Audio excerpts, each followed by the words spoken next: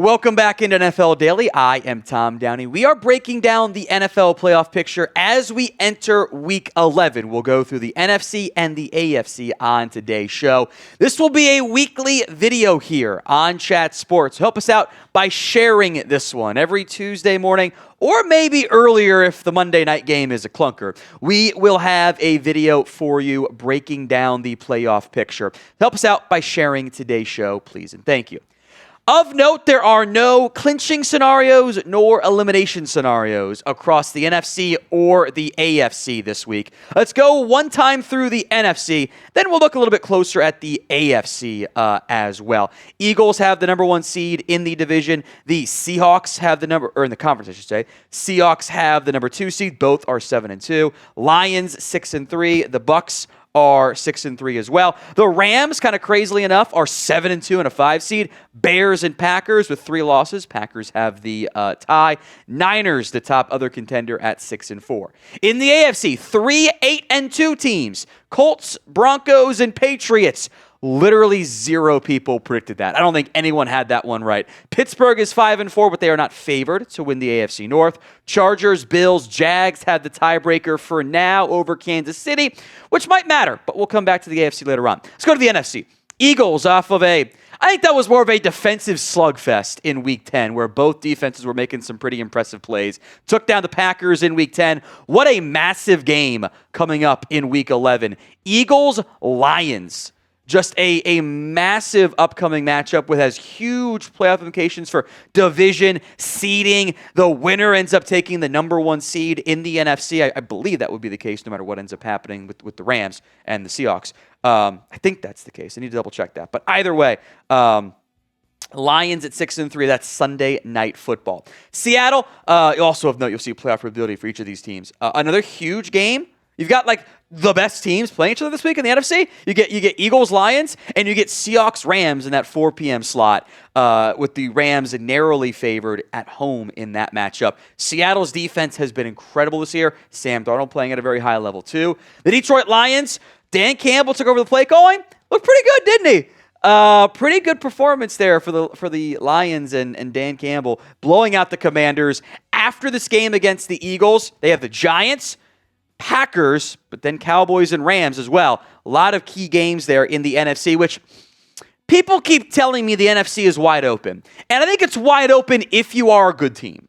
But I do think that outside the top 7, 8, probably that's it. I think there's a pretty clear tier gap at that point. But all 7 of those teams, I think they're going to have some success potentially. So who gets the number 1 seed in the NFC? Can make an argument that it's whoever wins the NFC West if they don't cannibalize each other. Let me know in the comments section of today's show. All right, number 4, the Tampa Bay Buccaneers. They lost against the Patriots in Week 10. Kind of some tough games in a row, Bills and Rams. Then Cardinals, Saints, Falcons, Panthers, Dolphins, Panthers. What a very easy stretch at the back end of the season for Tampa. Even if they lose these next 2 games and they fall to 6-5, they might be favored in every single game down the stretch. The Rams, low-key, I think we should probably be having the Matt Stafford MVP conversation. Then we have that every year. The Rams are good of Stafford's playing at a high level. They've done some more under-center play-action stuff, has been appealing. 2 key games against the Seahawks and the Bucs, and then again later, Lions and Seahawks all in a row. In the very tough NFC West, where everyone except the Cardinals are good this year, who's the better team of these 2, the top 2 contenders at 7-2? R for the Rams, S for the Seahawks. Let me know in the comments section of today's show. Also kind of works for who you got in Week 11. I remember the years of old where the Bears would lose all of the games they've won of late, where they just have no business pulling off the comeback, and they do it against the Giants, against the Bengals, and so on. They keep winning these games. Couple key tough ones in a row, or at least key ones in a row. At Minnesota, home against Pittsburgh, at Philadelphia, at Green Bay. The Browns and maybe the Vikings are the easy games. Not a easy schedule for the Bears, a factor in why their playoff probability is just 40%. The Packers are the 7 seed for now.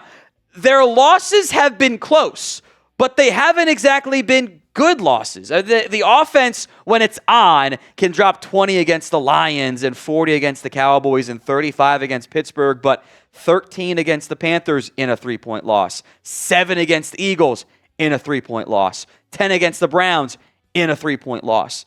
Their 3 losses, and I guess the tie, if you want to count it, are by a combined 9 points.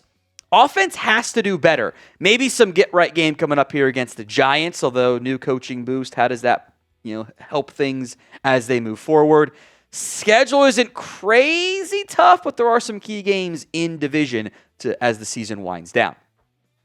This episode is brought to you by PrizePicks, where the hard-hitting football action is even better. The weather might be changing, but the feeling of being right never gets old. Keep the season rolling on PrizePicks by getting $50 instantly in lineups when you play your first $5. PrizePicks is the only app that offers stacks. So you pick the same player up to 3 times in the same lineup. Maybe, for example, you want to go with Drake May, more than passing yards, rush yards, and touchdowns, which we'll come to later on in the AFC side of things, by the way. Or Stephon Diggs receiving yards and touchdowns. We're doing Stephon Diggs more than half touchdown. Drake May more than passing yards, plus Zach Ertz for our Sunday PrizePicks lineup with Zach Ertz anytime TD as well. You can also follow other PrizePicks players directly on the app. Copy their lineups in one click. Whether it's a friend, somebody partner, or someone whose picks you like, hit the follow button and check out every lineup they create in the new feed tab on PrizePicks. So go download the PrizePicks app today and use code CLNS to get $50 in lineups after you play your first $5 lineup. That's code CLNS to get $50 in lineups after you play your first $5 lineup. PrizePicks, it's good to be right. Links in the comments section and the description of today's show. The one team I want to mention here on the outside looking into the playoff picture are the San Francisco 49ers. They are super banged up. I know they haven't had the best success as of late, but they sit at 6-4. Look at their schedule. Arizona, Carolina, which had kind of a massive implication for playoff, like loser might be out of it. Browns, Titans, tough game against the Colts, Bears, Seahawks. They're going to be favored in 4 straight games. And if you win those games, big if, that's 10 wins. That might be enough to get you in. I don't think we should rule out the Niners sneaking their way into the postseason, given the schedule differences between them and, for example, the NFC North side of things. Everyone else I want to make note of here, Panthers have the second best chance of these teams on the outs looking in. They're 5-5, 14% chance. Minnesota's at 18%. They do have some semblance of control with like how many division opponents they play. The Cowboys are at 4%. I guess I'm saying there's a chance. Cardinals are at 1%. Atlanta has 8% because they have some game against the Bucs left, and they could potentially kind of backdoor their way into the NFC South. Commanders, Saints, and Giants, you're not eliminated yet, but, focus on the draft. All right, to the AFC side of things. Indy, Denver, New England, all 8-2 will focus and begin things with the division leaders. Impressive overtime win by Indy against the Falcons, 31-25. Big game against the Chiefs for both sides. The Colts, again, we mentioned the next-gen stats, playoff probability for each of these teams, 93%. Unless they just collapse against the AFC South opponents down the stretch, they need to win like 2 or 3 more games, I think, to win the division. Some tough crossover games, Seahawks and 49ers, but barring a choke job, Indy is going to be a playoff team this year, and I think they will be a playoff team. Now, if you want more coverage on the NFL playoffs as we get closer to it, hit that sub button so you don't miss out. YouTube.com/chatsportstv. Number 2, the Denver Broncos. They just keep finding ways to win sometimes ugly games. That I don't think that was a pretty game from the offense. That felt more like Denver's defense is really good, but the offense was just not good in that game. Chiefs coming up here. Big games beyond that. Commanders, Raiders, they should win both of those games. Jags, they should win as well. Again, all of a sudden that puts them at 11-10 wins. That's why their playoff probability is so high. Speaking of just like easy schedules here, look at that schedule for New England. Jets, Bengals without Joe Burrow, Giants, Bills would be a tough one. Ravens would be a tough one. Jets again, Dolphins. They should win 12, 13 games with ease. And it's a matter of like, what seed do the Patriots get? With the gap they have established over the Buffalo Bills, I think they should view themselves as the favorite for the AFC East, and it's what seed do they end up getting? And we mentioned this last time we did the playoff picture video. The Pittsburgh Steelers are on the outside looking in, a 39% playoff probability. They're 5-4. They have the NFC or AFC North for now. That Bengals game might actually be a must-win game. Like, if they don't win, because then it's the Bears, the Bills, the Ravens all in a row. You still have the Lions and the Ravens again. Pittsburgh always finds a way to, like, win 9+ games, but the focus is the playoffs and more. Chargers, they're the number 5 seed right now. It's 7-3. By no means out of it in a very tough AFC West. Jags, Raiders, Eagles, Chiefs. Those 2 games in a row. Pretty impactful. And maybe, just maybe, we get the Sunday night primetime game between the Chargers and the Denver Broncos to determine who wins the AFC West. That is in the cards for this week's slate of games. The Buffalo Bills are number 6 on the list here. What was that? How do you get your butts kicked by the Miami Dolphins? Unbelievable performance there. And Buffalo's like the 85% playoff chance, but they have some tough games. We'll see if Tampa's an easy out. Feels like a get-right game, but both teams need the get-right game. I'm a little bit worried about the Bills. Like, they were riding high after beating the Chiefs and then kind of get their teeth kicked in against the Dolphins. The inconsistency is kind of insane. So what is your concern level over the Buffalo Bills? Scale it for me from 1 to 10 in the comments section of today's show. A team we should be concerned about are the Jacksonville Jags. You can't lose that game against us. You cannot choke it away in the way that Jacksonville did. Now you got a big game against the Chargers. Couple games you should win against the Cardinals and Titans. Indy's going to be a tough one. You still get the Jets and Titans again. I think 10 wins what you have to get to if you're Jacksonville. You should beat Tennessee twice. You should beat Arizona. You should beat the Jets. Man, if you had just beaten the Texans, because you have the tiebreaker over KC, that would have gone a long way. The Chiefs, meanwhile, are on the outside looking in a, I would argue, really is a +1 race in the wild card picture. Whoever doesn't win the AFC West, the Chiefs, the Bills, the Jags, and then KC, someone's going to get left out. Chiefs almost have to beat the Broncos. You got Indy as well, Dallas, Houston, Chargers, Tennessee, Denver again, Raiders. You're going to have to get to 10 wins. Your margin for error is pretty thin right now if you are Kansas City.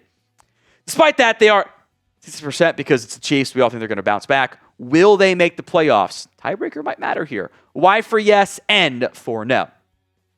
Houston is also not out of it, especially with that win over Jacksonville. Tennessee this week, that should put them back at 500. Still alive.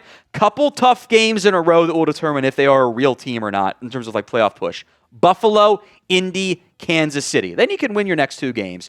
But if you can't win at least 1, if not 2, of the Bills, Colts, Chiefs games, with Chiefs mattering a lot for potential wild card seeding and tiebreakers, might be too little too late there.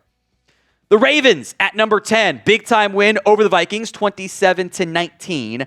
Rest of season, not overly daunting. Browns, AFC North slugfest. Jets, Bengals in a big game that might feature Joe Burrow, we shall see. Steelers, Bengals all in a row. Patriots, Packers down the stretch. I think for the Ravens, they're probably, again, aiming for 10 wins. Makes it a very thin margin for error, but they have a high chance per next-gen stats, 73%.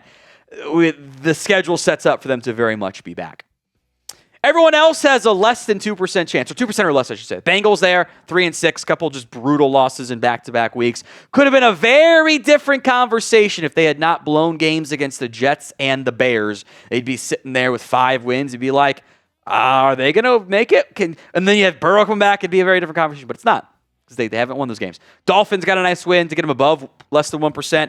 Jets, Raiders, Browns, Titans. Titans can be eliminated from the 5 seed this week and the 4 seeds. They're not out of it technically yet in the playoff picture, but they already fired their coach, so it's draft season.